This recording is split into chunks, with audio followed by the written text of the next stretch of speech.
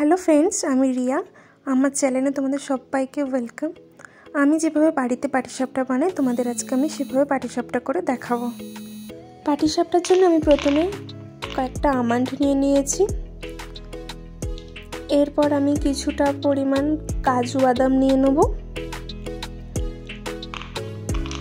আমি গোটা কাজু নিয়েছি, আপনারা ভাঙা কাজুও নিতে পারেন। আর কিছুটা কিশমিশ। এই ড্রাই ফ্রুটসগুলোকে ভালো করে রাফলি চপ করতে হবে, একদম ছোট ছোট করে। এই যে আমার চপ করা হয়ে গেছে ড্রাই ফ্রুটগুলো। দেখুন ঠিক কতটা পাতলা পাতলাভাবে আমি চপ করেছি। কিশমিশগুলো তো ওরকম হয় না, কিশমিশগুলো একটু বড়ই থাকবে। তাও আমি এক একটা কিশমিশকে 3 টুকরোর মতো করেছি।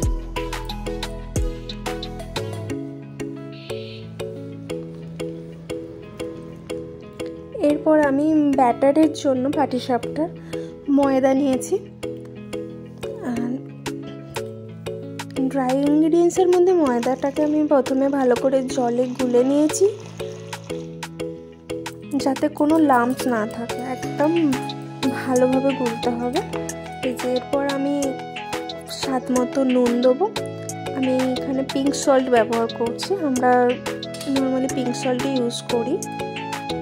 আর মিষ্টির জন্য অল্প পরিমাণ চিনি দেবো, যে যেরকম পরিমাণ মিষ্টি খেতে পছন্দ করে সেই রকম চিনি দেবো।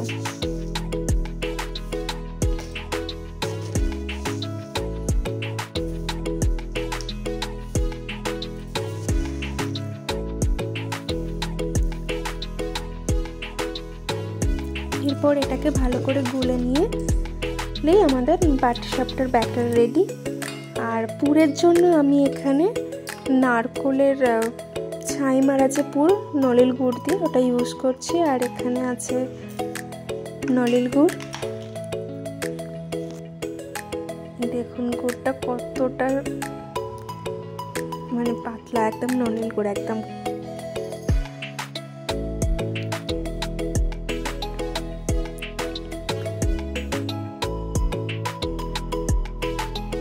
এই যে ড্রাই ফ্রুটস তো আছে, এগুলো আমি পুরের সাথে ওপরে একটু হালকা করে ছড়িয়ে ব্যবহার করা। সাদা তেল পাটিসাপটাটা করার জন্য আপনারা চাইলে ঘিও ইউজ করতে পারেন, বাট আমি এটা সাদা তেল দিয়েই করছি।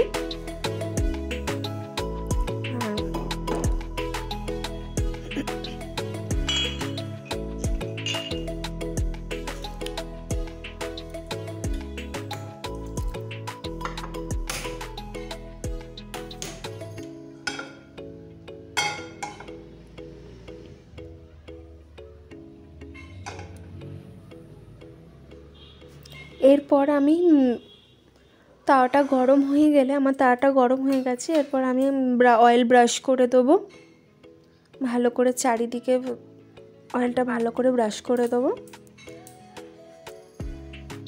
এই সময় গ্যাসের ফ্লেমটাকে একদম লো রাখতে হবে। এরপর এই যে ব্যাটারটা বানিয়েছি, এই ব্যাটারটা নিয়ে আমি তাতে দিয়ে দেবো।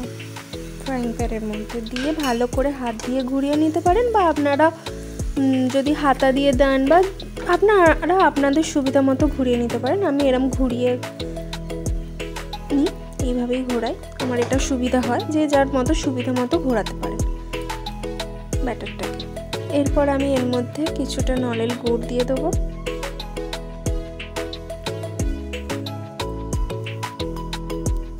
তারপর আমি নারকোলের যে ছাই মারা যে পুরটা ওটা দেব।